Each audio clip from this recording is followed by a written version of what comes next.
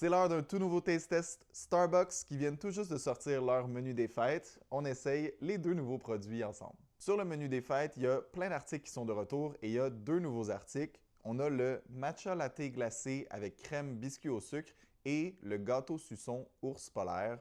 On essaye ça. Honnêtement, moi, les matchas, j'ai comme découvert ça cette année. Là. Je sais que je suis en retard sur la trend, mais j'aime vraiment ça. Alors, je goûte à ça en premier.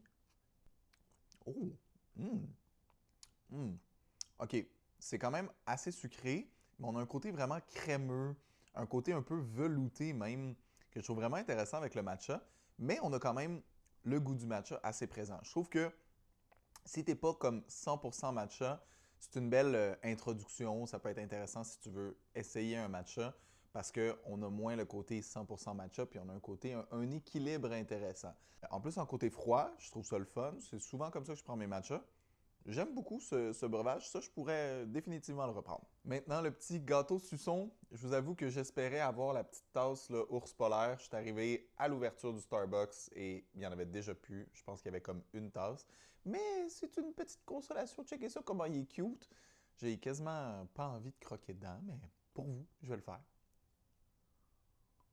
Donc, assez classique. C'est la première fois que je mange un gâteau suçon, mais c'est un gâteau vanille, crème au beurre. C'est vraiment très standard, mais c'est très très bon. Des fois, hein, la simplicité, ça marche mieux.